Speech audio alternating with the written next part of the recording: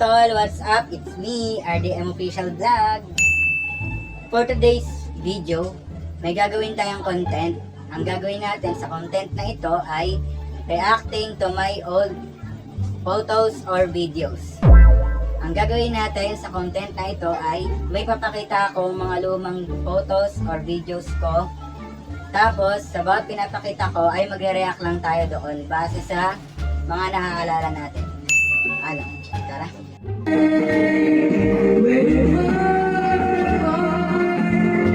Ano ko dyan? Ano ba to? Ano ko doon? Paano ko ba sasabihin? Paano ko ba?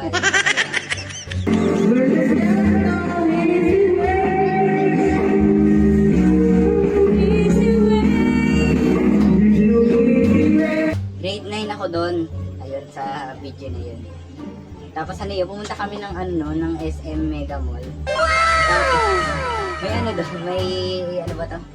May mga arcade doon, masok kami sa loob. Tapos nakita ko yung nila, karaoke machine nila. Sama ko yung tita ko noon. Tapos ayun, pumasok kami sa loob, nagkanta-kanta kami. Kasi mahilig akong kumanta nga, gano'n. Tapos ayun, parang banding namin ng tita ko, kumanta kami. Tapos humingi kami ng ng 10 pisong, ano ba to? Halagang 100 mga token para makanta kami. Kaya lang 15 reserves lang yung mga kanta nila, kaya ayun. Pero nasulit ko na, enjoy naman.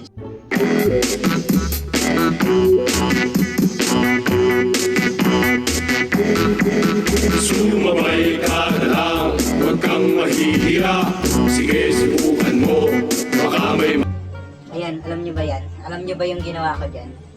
Ano yan? Alam ko na gumamit ng TikTok niyan. Hindi, ayun na nga, na-download ko na yung TikTok. Sabi ko kanina, diba, na-download ko na yun. Tapos, sumayaw-sayaw ako dyan. Ano ba yun? Yung nauusong dance cover. Jumbo Hotdog. Ayun, sinayaw ko yun. Kasi marami ako nakikita sa YouTube.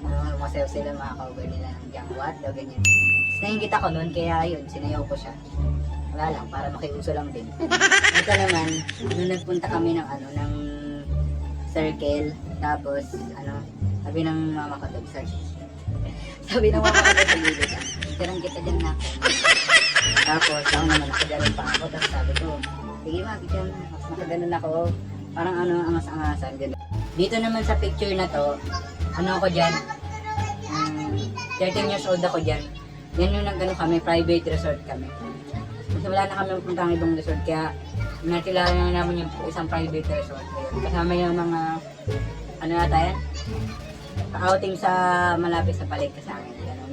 Tapos, sumama kami ng lola ko. Kasi, wala, iniyaya kami. Kasi yung tita ko,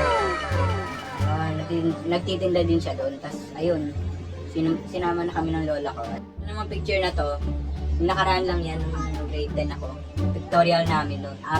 Natandaan ko, araw na pictorial yun. Tapos, sabi nung kaklase kong bading, picturean niya daw ako. Kinuha niya yung cellphone ko.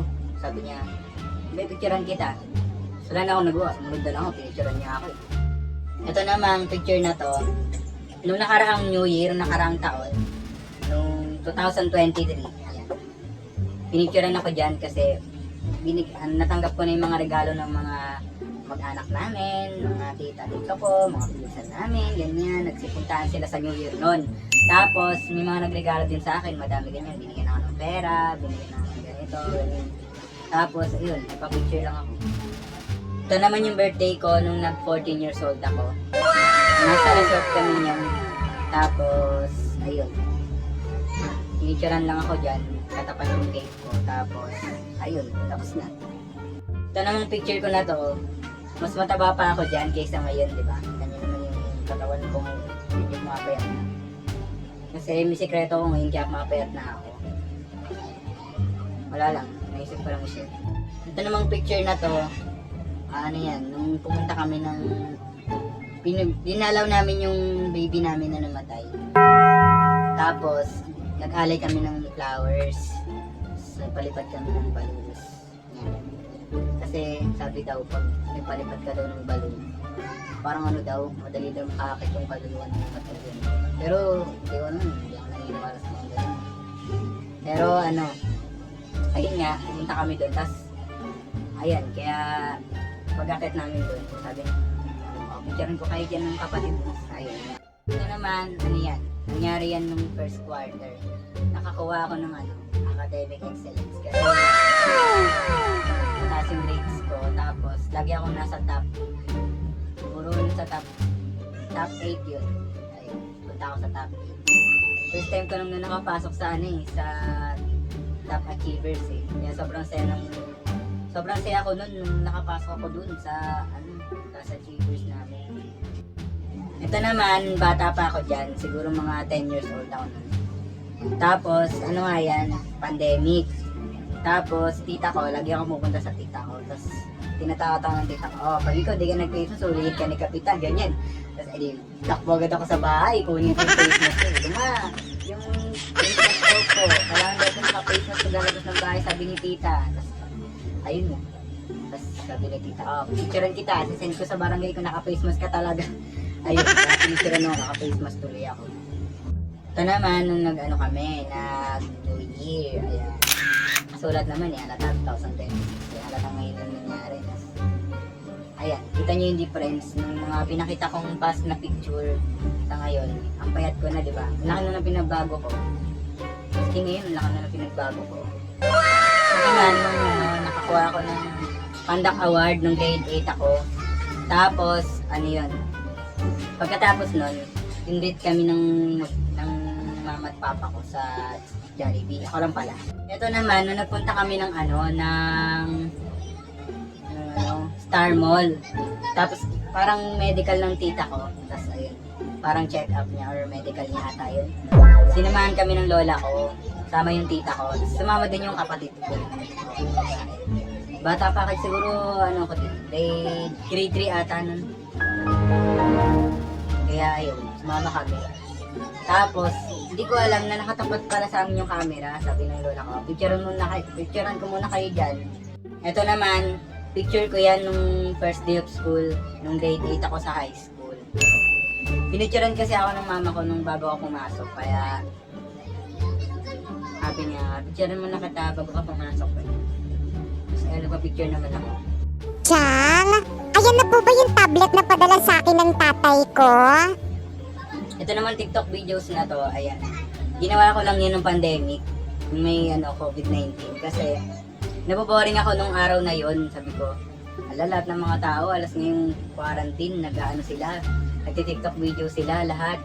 Yung iba, mga TikTok videos nila, ganyan, mga sayaw, ganun. Tapos ako, naisip ko, mag-download din kaya ako ng TikTok. Ayun, nag-download ako ng TikTok. Tapos, nag-scroll ako doon. Ayun, tapos naisip ko mag-video. So, ayun, ginaya ko yung mga nag-acting ng nanay, tatay, anak, ganun.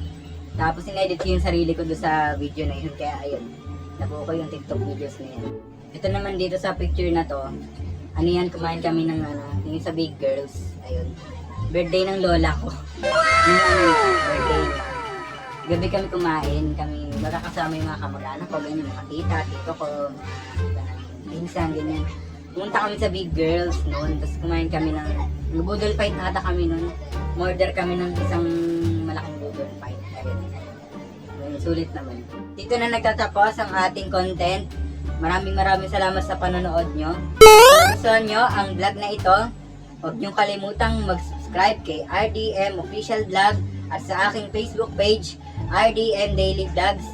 At kung gusto nyo pa ng mga content na kagaya nito, mag-comment lang kayo sa baba at ating babasahin yan para sa next natin video.